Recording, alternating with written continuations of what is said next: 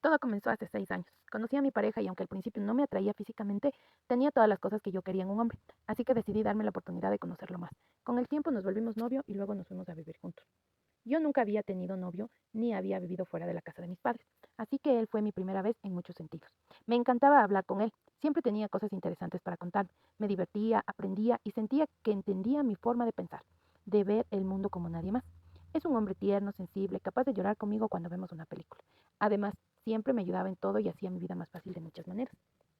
Al inicio de la relación yo era muy celosa, excesivamente, pero con el tiempo lo fui superando y ahora al recordar mi comportamiento me da pena. Por su parte, él mostraba sus disgustos de otra manera y poco a poco fue demostrando cosas que no me gustaban, pero que preferí dejar pasar. Empezó con, sar- Empezó con sarcasmos y empujones pequeños. Me molestaban, pero no les di importancia. Para nuestro primer aniversario me pidió matrimonio. Fue un momento muy bello. Realmente me imaginé un futuro juntos. Sin embargo, al mes siguiente su madre se enfermó. Ya estábamos en pandemia y los médicos sospechaban que podría tener cáncer. Ese día él me dijo que venía para la casa, pero se demoró y yo, ansiosa, lo estaba celando. Resulta que se había ido a, Resulta que se había ido a una librería y ese fue el motivo de su demora. Cuando llegó, yo no respeté el protocolo, lo abracé con ansias y le mostré mi disgusto. Él, por su parte, tenía en la cabeza la angustia por el posible diagnóstico de su mamá, justo antes del cumpleaños de ella. Estando dentro de la casa me dijo algo. Yo respondí con disgusto.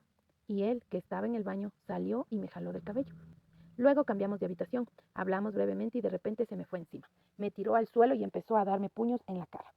Me reventó el labio. Asustada salí de ahí, pero no tenía a dónde ir, no tenía mucho dinero y además no había llevado tapabocas. Un par de horas después volví y él me pidió disculpas. 6 meses después volvió a pasar. En el 2021 su papá empezó a enfermarse y el maltrato se volvió más constante. Cada semana, cada mes. Hace poco hablamos de eso y él me dijo que lo hacía porque se sentía muy angustiado por su familia, que solo buscaba sacar todo eso conmigo, que era mi culpa por no entenderlo o por hacer cosas que lo molestaban. Yo lo acepté. Con el paso de los años la violencia se volvió más intermitente. Ocurría cada 2 o 3 meses, pero siempre volvía a suceder. Muchas veces me dije a mí misma, a la próxima me voy y nunca lo hice. Él siempre me explicaba por qué lo hacía. Me decía que cosas lo hacían enojar y yo lo entendía. Lo aceptaba y pensaba, no es para tanto que yo me enoje por eso. Luego volvíamos a estar bien y él se convertía en la persona más dulce del mundo. Después de mi cumpleaños empecé a ir al psicólogo para trabajar el amor propio, porque este último año mi depresión había aumentado. No tenía ganas de trabajar, ni de levantarme, comer o bañarme. Los momentos de escuela eran los únicos faros en medio de la tormenta. Por esa claridad se me iba pero esa claridad se me iba disipando con la niebla de lo cotidiano. Yo atribuía ese malestar a la vida en general. Días después de mi primera sesión, una noche estábamos cenando y él se enojó porque no revisé la nevera y unas frutas se habían echado a perder. Discutimos y vi que puso esa mirada que solo pone cuando me quiere hacer daño, pero en esa ocasión no lo hizo. Al día siguiente tuvimos otra discusión y ahí sucedió, me golpeó. Llevo años diciéndome, a la siguiente me voy, y ya cumplimos 6 años viviendo juntos. No me daba cuenta de que esos actos de violencia también eran parte de mi depresión. Pero ese día algo hizo clic dentro de mí. Me sentí vacía. Pasé la noche llorando y buscando apartamentos. Y el día siguiente me fui a ver uno y lo pagué. Estaba temblando del miedo, pero lo hice. No lo pensé mucho. Tenía miedo y aún así actué. Desde ese momento, sin embargo, mi vida ha caído en picada emocionalmente. Todos me dicen que fue una buena decisión, pero lo que siento no coincide con eso. Siento dolor, arrepentimiento, culpa, y más porque desde que di ese paso he seguido viviendo con él.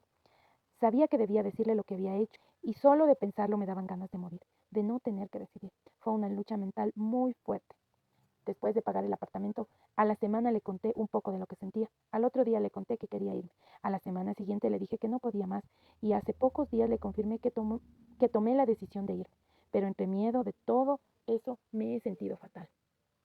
No quiero irme de repente, por eso le fui dando la información poco a poco. Ahora debo terminar de empacar mis cosas para irme a mi nuevo apartamento y él también debe empacar para irse a otro lugar. Pero no me siento bien. Quisiera arrepentirme, pedirle perdón, porque esta semana, que se supone es la última viviendo juntos, se ha portado muy bien conmigo. Hace todo lo que me gusta. En este momento no siento ni pienso que estoy haciendo lo correcto. Solo lo hago porque confío en lo que dicen mis amigos. Que irme está bien, aunque yo no lo siento así. Cuéntame, ¿qué hubieras hecho tú en esta situación? Déjamelo en los comentarios. Si te gustan las historias, puedes seguirme. Nos vemos en el siguiente